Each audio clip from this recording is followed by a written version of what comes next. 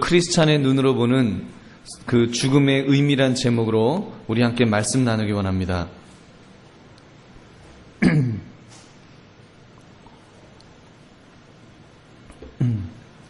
얼마 전 저하고 함께 공부했던 동기 목사님께서 돌아가셨습니다. 미국에도 같이 있었던 분이었습니다. 저희 아이들하고도 아주 친하게 지내고 아들이 둘이 있었는데 그 아들들이 저희 아이들하고 나이가 같습니다. 그래서 친하게 이렇게 지내었습니다. 소천하시기 몇 주 전부터 가슴이 답답하고 몸이 저리고 그러셨다고 그럽니다. 근데 감기 기운인 줄 알고 그냥 놔두었다가 그냥 금요기도회 하기 한 2-3시간 전에 심장마비로 이렇게 하나님의 부르심을 받았습니다. 건강한 분이었는데 아주 건강했습니다. 근데 너무 과로하다가 부르심을 받은 것입니다. 그때 하나님께 이런 질문을 드렸습니다. 하나님의 뜻이 어디 있습니까? 힘들어 공부시켜놓고 왜 써먹을 만하니까 왜 불러가십니까? 도대체 하나님의 뜻이 어디 있는지 그런 질문을 던졌습니다. 목사님이야 또 좋은 천국 갔으니까 편히 쉬고 좋겠다 싶은데 남겨진 사모님과 두 아들들을 바라보면 정말 가슴이 아픕니다. 우리는 그런 모습 속에서 그렇게 죽음 앞에서는 우리가 무엇을 준비했던지 또는 어떻게 살았건 심지어 무엇을 가졌건 아무런 상관없이 속수무책으로 그냥 가야 하는 것이 우리의 모습이라고 생각합니다.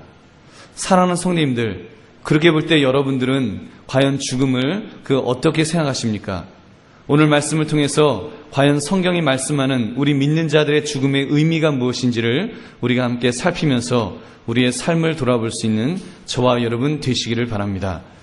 첫 번째로 성도의 죽음에는 분명히 의미가 있습니다. 성도의 죽음에는 의미가 있습니다.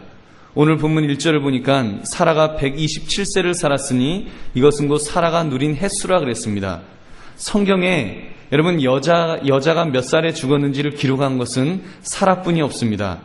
연령이 기록되었다는 것은 그녀가 얼마나 중요한 인물이었는지를 지금 강조하는 것입니다. 그래서 성경은 오늘 본문 속에서 사라라고 하는 여인의 죽음에 대해서 그녀가 하나님 앞에서 위대한 삶을 살았느라고 그렇게 증언하는 것입니다. 도대체 사라가 어떤 대단한 업적을 이룬 것일까요? 사실 사라의 일평생을 놓고 볼 때 위대한 업적을 남긴 것이 별로 없어 보입니다. 어떻게 보면 부족한 것이 더 많았던 여인인 것 같습니다. 특히 그녀의 아킬레스건이라고 할 수 있었던 자식 문제만 나오면 어쩔 줄 몰라 합니다. 자기 여종을 남편에게 주어놓고는 여종이 임신한 후에 잘난 체 한다고 얼마나 지독하게 학대했으면 여종이 도망을 갔겠습니까? 자기 아들 이삭이 태어나자 결국에는 첩에게서 나왔던 여종에게서 나왔던 아들 이스마엘이 이제 14살, 15살 이렇게 청소년기가 되는 그런 아이인데 그 아이를 쫓아내었습니다. 죽을지도 모르는 곳으로 내쫓은 것입니다. 못됐다면 굉장히 못된 여인이었습니다. 그럼에도 불구하고 그녀의 죽은 날짜가 기록된 이유가 무엇이겠습니까? 도대체 그녀가 무엇을 했길래 성경은 그녀의 죽은 나이까지 언급을 하고 있느냐는 것입니다. 태어나서 했다면 아들 하나 낳은 것뿐입니다. 이것이 사라가 한 일의 전부입니다. 그것이 그렇게 대단한 일일까요? 우리 성도님들 중에는 아마 아들 하나, 난 아들 5도 낳았다, 난 자식 7도 낳았다, 그런 분도 계실 것입니다. 아마 여러분 부모님 중에는 12도 낳은 분도 있다는 이야기를 들었습니다. 여러분 성경에서 사라가 대단한 이유는 그냥 아들을 낳은 것이 아니라 약속의 아들을 낳았기 때문입니다. 이 말을 다르게 표현하면 사명이었던 아들을 낳았다, 즉 사명을 완수했다라고 말할 수 있습니다. 어떤 면에서 사라만큼 분명한 삶의 목적이 있었던 사람도 없을 것입니다. 그 임무가 굉장히 단순했지만 그만큼 단순했기 때문에 성취도 쉬웠을 것입니다. 창세기 17장 19절 하나님이 이르시되 아니라 내 아내 사라가 내게 아들을 낳으리니 너는 그 이름을 이삭이라 하라. 내가 그와 내 언약을 세우리니 그의 후손에게 영원한 언약이 되리라. 그래서 약속의 아들 사라는 약속의 아들 이삭을 낳도록 되어 있었습니다. 그것을 이제 90살이 되어서 완수한 것입니다. 89살까지는 사명이 미완성됐다가 90살이 되어서야 이제 완수하고 그 아이를 키운 것이 사라가 한 일의 전부라고 할 수 있습니다. 여러분 어떻게 그녀가 그 사명을 완수한 것이 그렇게 그 인생에서 적시에 안타를 쳐서 이렇게 애 하나 낳고 임무를 완수할 수 있었을까요? 그녀가 여러분 어떻게 하나님은 그 사라에게 그 아기 하나 낳는 것을 통해서 그런 어마어마한 그런 그 임무 완수라고 하는 그런 특권을 그녀에게 주셨을까요? 그녀가 남편을 대했던 태도를 보면 알 수 있습니다. 그는 남편을 주여라고 불렀던 그런 인물이었습니다. 그는요, 아브라함 씨, 미스터 아브라함 그렇게 부르지 않고 주여, 주인님이라고 그렇게 아브라함을 불렀습니다.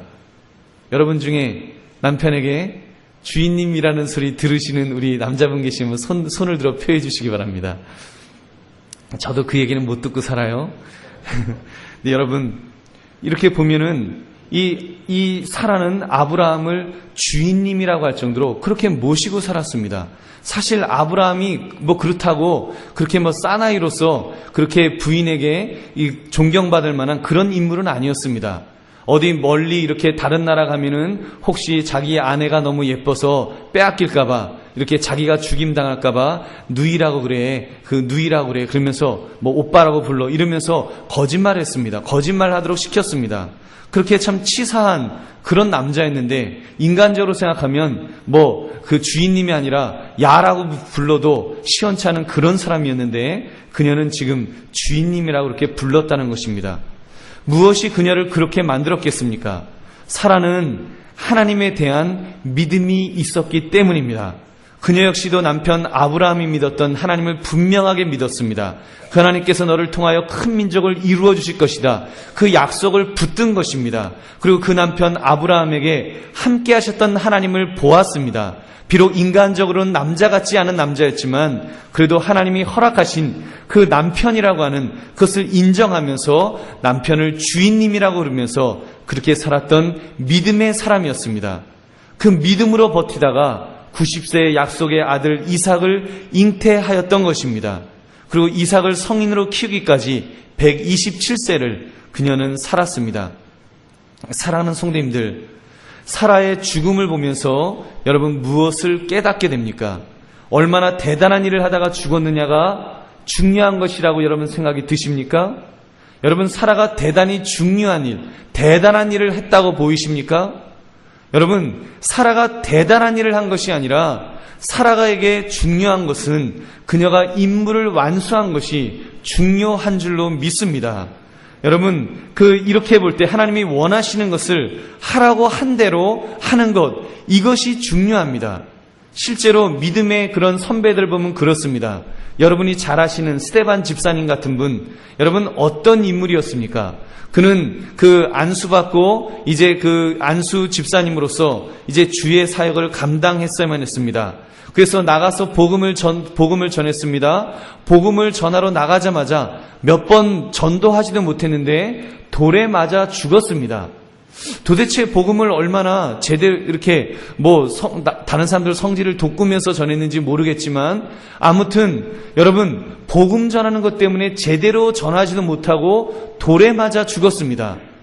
어떻게 인간적으로 보면 굉장히 어이없는 죽음이고 정말 그 개죽음처럼 보일 수도 있는 것이었습니다. 좀 많이 복음 좀 전하다가 한참 전하다가 돌아가셨으면 그래도 좀 괜찮은데 이제 좀 전하려고 하다가 그냥 그랬습니다.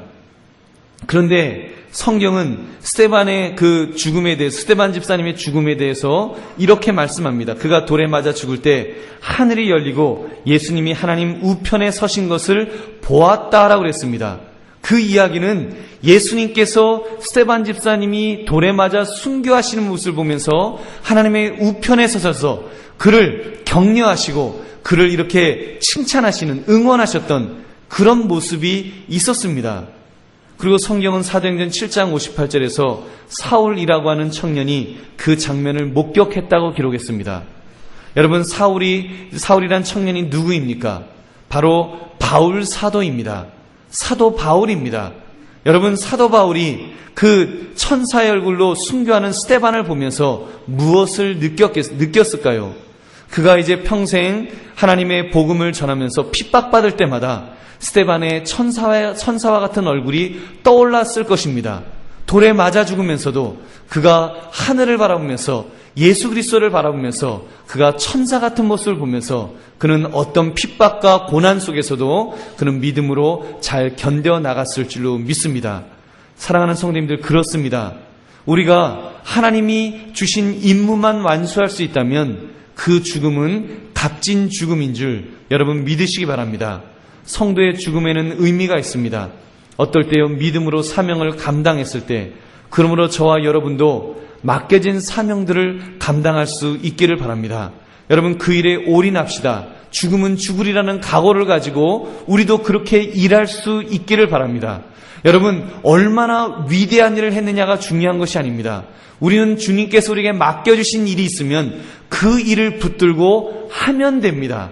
하고 있는 중에 주께서 언제 부르신다고 할지라도 그것은 하나님의 주권에 달려 있습니다.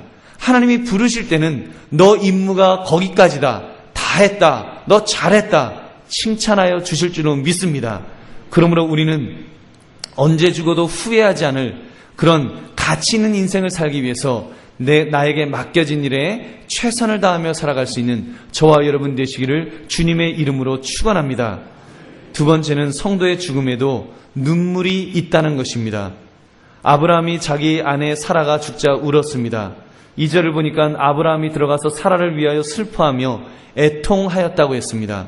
슬퍼하며 애통했다는 것은 울 만큼 울었다는 것입니다. 여러분, 믿음으로 생각하면 아내가 사라가 간 것은 본향의 땅 천국으로 간 것 아닙니까? 믿음의 조상 아브라함이라고 한다면 아내가 죽었으면 할렐루야 하면서 천국에 갔군요, 나도 갈 천국, 여보 천국에서 만나보자 그러면서 룰루랄라 거리면서 좋아해야 하는 것이 믿음의 사람의 모습처럼 생각되지 않으십니까? 여러분, 근데 성도에게도 슬픔이 찾아올 수 있습니다. 아브라함은요, 믿음의 사람이었지만 슬픔에 북받쳐 울었습니다. 이제 살아있는 동안에는 다시는 볼 수 없다는 사실 때문에 슬플 수밖에 없었던 것입니다. 우리가 이 사실을 통해서 두 가지를 잠깐 짚고 넘어가겠습니다. 첫째는 성도에게도 슬픈 일이 찾아온다는 것을 인정합시다. 여러분, 성도에게도 슬픔이 찾아올 수 있습니다. 우리가 아무리 믿음으로 살아가지만 지나치게 믿음을 강조하다 보면 우리가 좀 오해할 수 있습니다. 믿는 자에게 능치 못할 것이 없다. 믿으면 믿음으로 기도하면 다 된다. 병도 다 낫는다. 슬픔도 다 없어진다. 문제도 다 해결된다. 우리가 그렇게 생각할 수 있습니다. 맞는 말입니다. 맞기는 맞지만 우리는 아무리 어려운 문제가 있다 할지라도 그보다 크신 하나님이 있다는 걸 생각하면 분명히 그 말이 맞긴 맞습니다.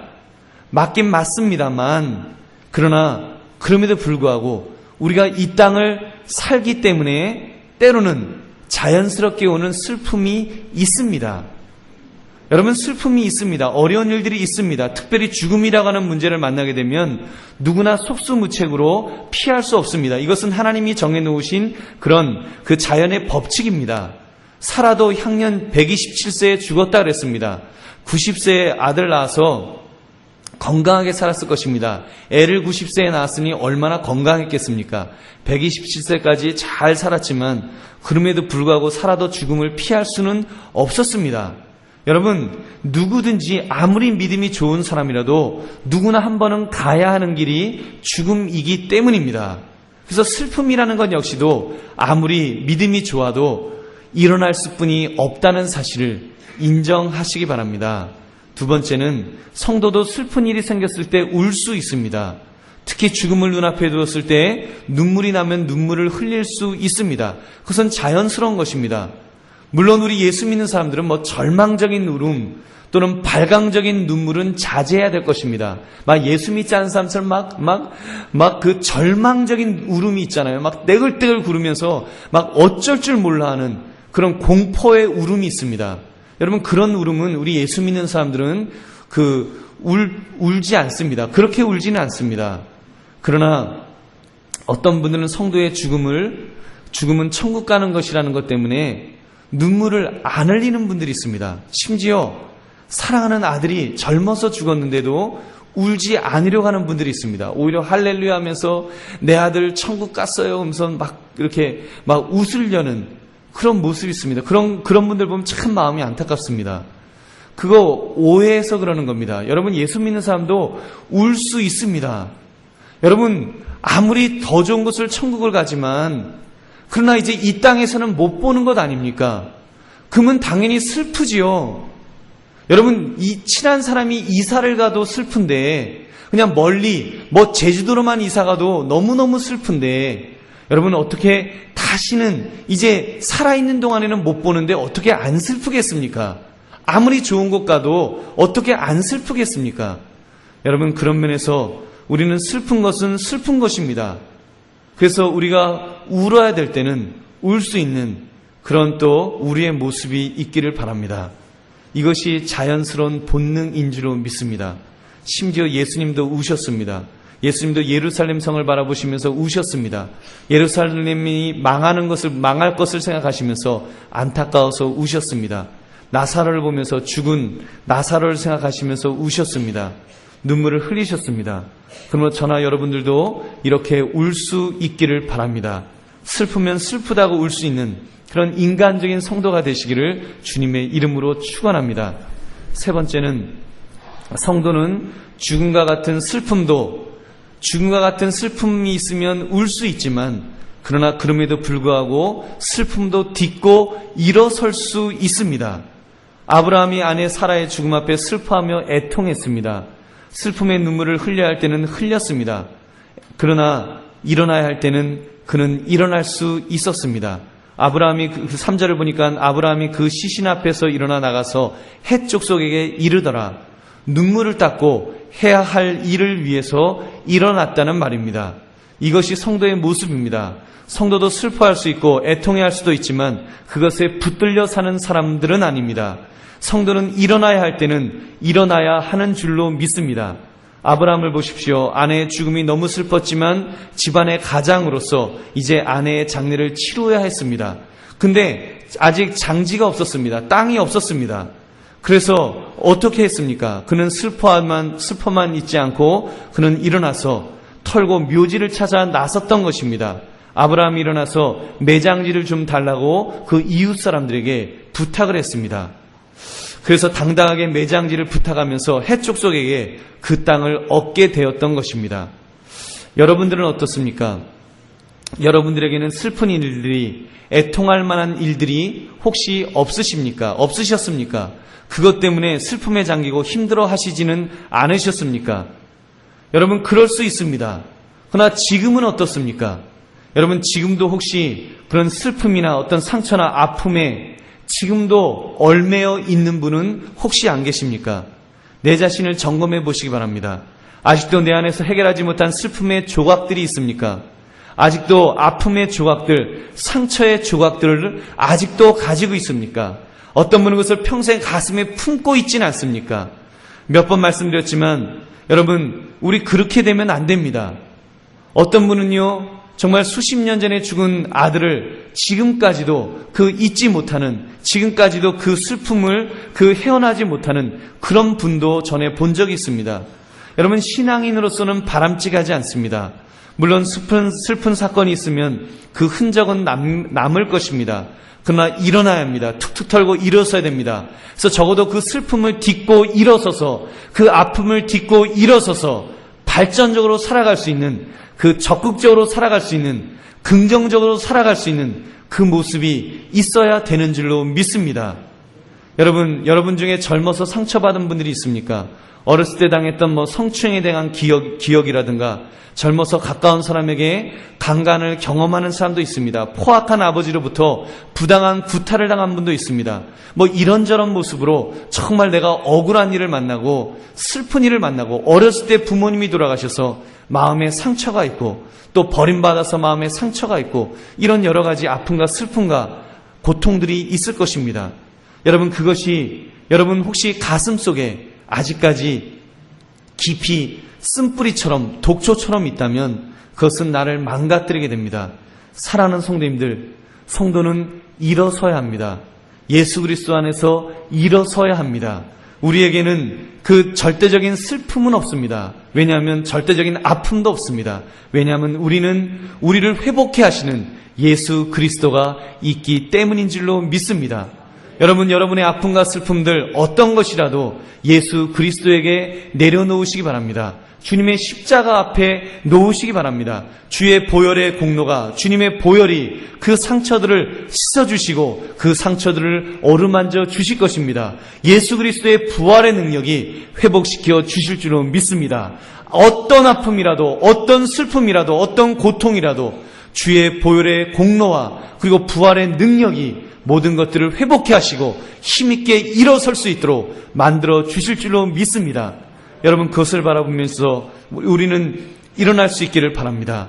여러분, 심지어 어떤 경우는 내 마음에 상처가 있을 때, 그리고 다른 사람에게 억울한 일을 만났을 때, 여러분 부탁드립니다. 그거 붙들고 그거를 꼭꼭 씹으면서, 여러분 씹고 또 씹으면서 고독을 씹듯이 여러분 그런 아픔을 씹고 계시지 마십시오.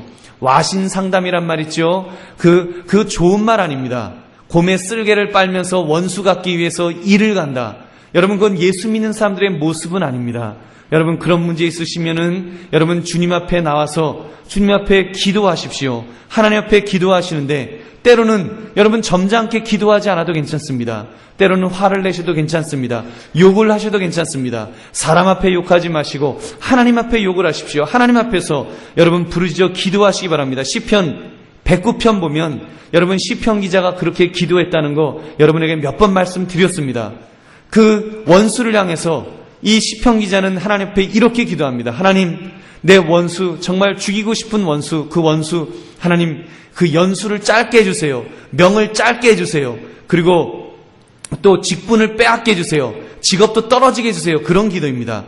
자녀는 고아가 되게 해주시고 그 아내는 과부가 되게 해주시고 자녀들은 빌어먹게 해주시고 고리대금업자 만나서 다 빼앗기게 해주시고 그리고 수고한 것 있으면 다 도적질 당할 수 있도록 그렇게 해달라고 그렇게 기도할 수도 있습니다. 여러분, 누구 앞에는 하나님 앞에서는 할 수 있습니다. 왜냐하면 나는 하나님의 자녀이기 때문에 하나님은 우리의 좋으신 아버지이시기 때문에 아버지에게 자녀가 그렇게 말할 수 있는 것입니다. 하나님 앞에 부르짖으십시오. 여러분, 부르짖다 보면 하나님께서 우리의 마음을 싸매어 주실 줄로 믿습니다. 여러분, 우리가 그렇게 기도한다고 해서 우리의 마음이 약해져서 그 다음에 기도 끝나고 나면 주여 응답인 줄 믿습니다. 그리고 칼 사다가 여러분 복수할 거야 이러지 않습니다.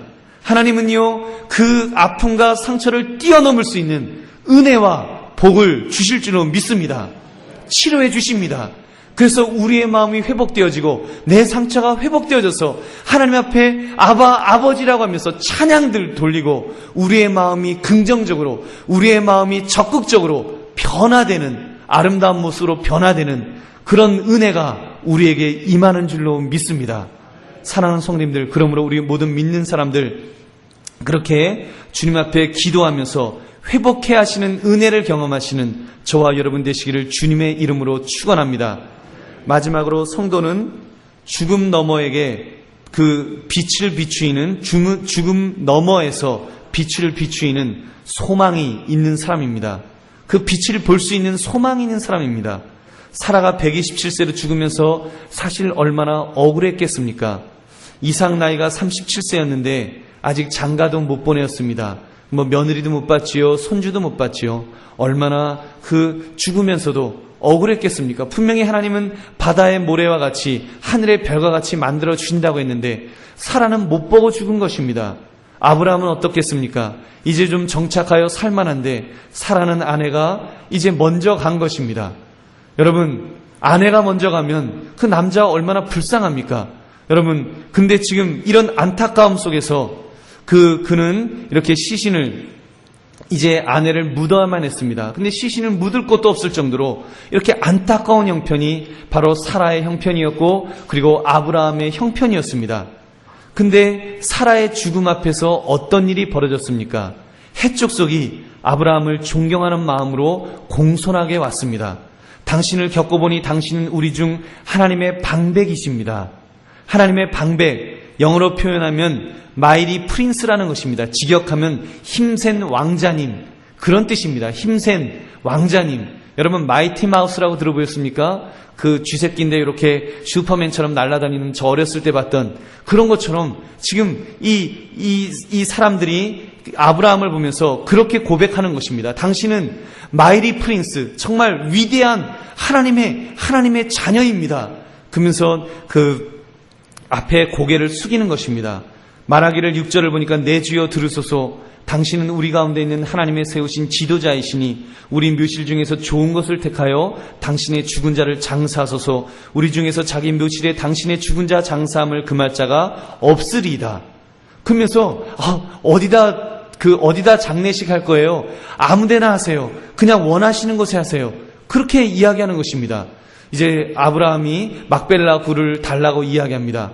그랬더니 그냥 가지세요 그럽니다. 아닙니다. 돈을 드리겠습니다. 그냥 가지세요. 돈 드리겠습니다. 그렇게 하고요. 아브라함이 이렇게 강권적으로 내가 돈을 주고 사겠다. 그러면서 그는 은 400세겔을 주고 그 굴뿐 아니라 밭까지 살 수 있었습니다. 사라의 죽음은 슬픈 일이었지만 오히려 그 일로 인하여 실질적인 땅을 얻은 것입니다. 막벨라 굴이 어떤 땅이었습니까? 앞으로 그의 후손들이 묻힐 땅이었습니다. 이삭도 와서 묻힐 것이고 그 손자 야곱도 와서 묻히고 요셉도 와서 묻힐 것입니다. 여러분, 이스라엘 백성들이 이제 애굽으로 갔을 때, 애굽에서 종살이 하다가 나왔을 때 그들이 목표로 했던, 그들이 방향을 잡았던 곳이 바로 이 막벨라 굴이었습니다. 돌아가는 이정표였습니다. 무엇을 말합니까? 사라의 죽음을 통해서 그들이 얻게 된 것은 진정한 본향의 예표를 얻은 것입니다. 진정한 본향, 천국의 예표를 얻은 것입니다. 그래서 그 땅을 확보해 놓고 이제 그 지정학적으로 그냥 가나안이라고 하는 어느 곳이 아니라 사실은 그곳을 통해서 바로 천국을 기대하는, 천국을 바라보는 그런 그 은혜를 얻었던 것입니다. 사라가 죽어 하나님의 품으로 돌아갔던 바로 그곳인 것입니다. 여러분, 그렇습니다. 우리 믿는 사람들은 그런 사람들입니다. 불신자들은 죽음은 끝이라고 생각합니다. 죽음은 절망으로 생각하고 저주로 생각하고 그리고 형벌로 바라보기 때문에 그들은 두려워하는 것입니다. 죽음이라고 하면 벌벌 떱니다. 아무리 잘 사는 사람도, 아무리 건강한 사람도 죽음이라는 그 단어 앞에서는 벌벌 떱니다. 잘 살면 잘 살수록요, 호강하면 살면 살수록 더 두려워하는 것이 죽음입니다. 그러나 우리 믿는 사람들에게는 소망이 있는 줄로 믿습니다. 그까지 죽음입니다. 여러분, 그 죽음이 그게 이렇게 대수입니까?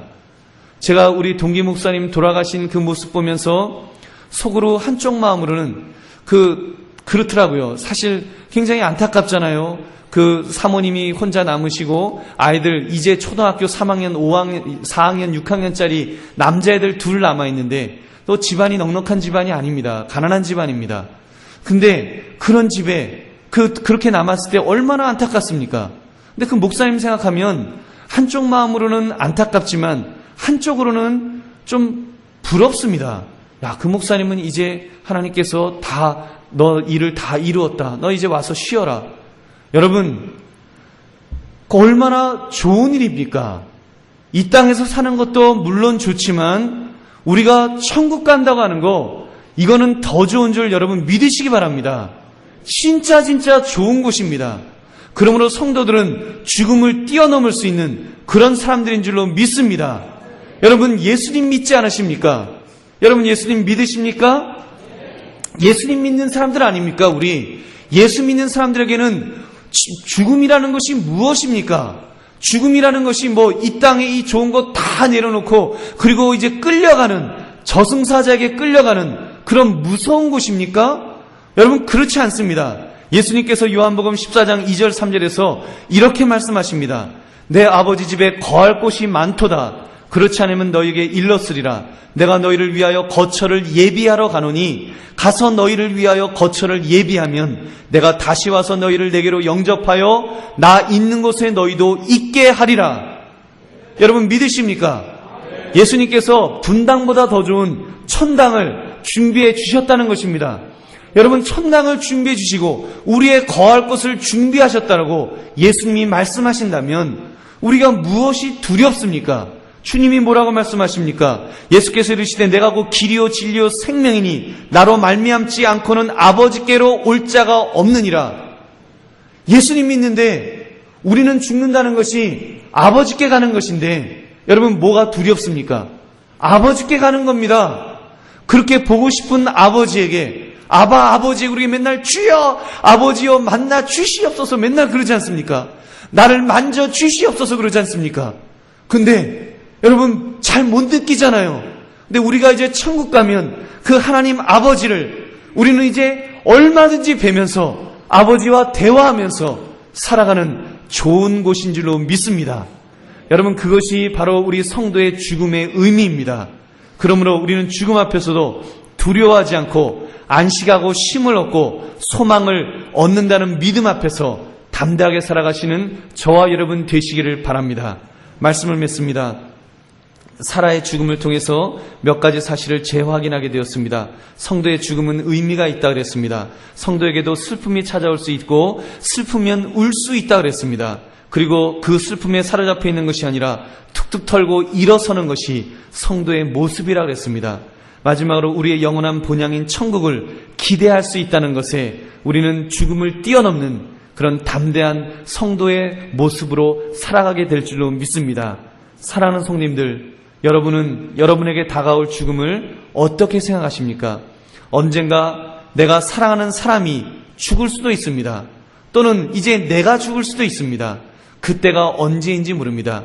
연세가 많다고 꼭 먼저 가라는 법은 없고 여러분 나이가 어린 사람도 하나님이 부르시면 먼저 가십니다. 저희 동민 목사님 저보다 3살이나 어린데 하나님이 먼저 부르셨습니다. 우리 권사님들, 우리 연로하신 우리 장로님들과 비교하면 택도 없이 정말 젊은 나이입니다. 그러나 하나님께서 부르시면 여러분 가는 것이 우리의 모습입니다. 여러분 우리가 언제 어떻게 갈지 모릅니다. 저도 이제 4학년 6반입니다. 4학년 6반쯤 되니까 이제는 자신이 없습니다. 조금만 어지러우면 불러가시려나? 조금만 어떻게 되면 이제 때가 됐나? 솔직히 자신 없습니다. 전에는 죽음이란 걸 별로 생각을 못 해봤는데 이제는 준비해야 되겠다. 그 생각뿐이 없습니다. 여러분 우리가 우리 자신들을 바라보면서 우리가 성도의 죽음을 생각해야 될 것입니다. 특별히 우리가 어떤 인생을 준비하고 살았는지에 따라서 그 의미는 더욱 달라질 것입니다. 그러면서 우리가 할 것은 다른 것 아닙니다. 뭘 많이 쌓아놓아야지 중요한 것이 아닙니다. 재산을 많이 쌓아놓고 자녀들을 그래도 장가까지는 보내야지, 시집까지는 보내야지, 그것이 중요한 것이 아닙니다. 지금 내가 어떻게 살아가는지, 아버지께서 나를 부르시는 그 순간까지 내가 어떤 모습으로 살고 있는지, 거기에는 분명한 것이 있어야 됩니다. 첫째, 믿음이 있어야 됩니다. 예수 그리스도를 믿고 사는 사람. 두 번째는 아버지의 뜻대로 살려고 하는 그 모습. 아버지가 무엇을 원하시는지, 하나님이 무엇을 원하시는지를 보면서 살면 되는 것입니다. 여러분, 결과는 하나님이 갖고 계신 것입니다. 우리는 하나님께서 우리가 최선을 다해서 하루하루를 살고 있는 중에 아버지께서 불러오시면, 아버지께서 오라 하시면 그냥 접고 가면 됩니다. 여러분, 걱정하지 마십시오. 여러분, 내가 죽는다고 안 되는 것 하나도 없습니다. 여러분, 제가 죽는다고 우리 한강교회가 어떻게 될 것 같습니까? 절대로 그런 일 없습니다. 저보다 더 좋은 목사님 하나님께서 보내셔서 더 부흥토록 하실 것입니다.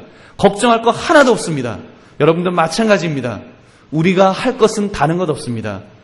믿음 가지고 아버지께서 원하시는 것, 그것을 위해서 하루하루 살아가면 되는 줄로 믿습니다.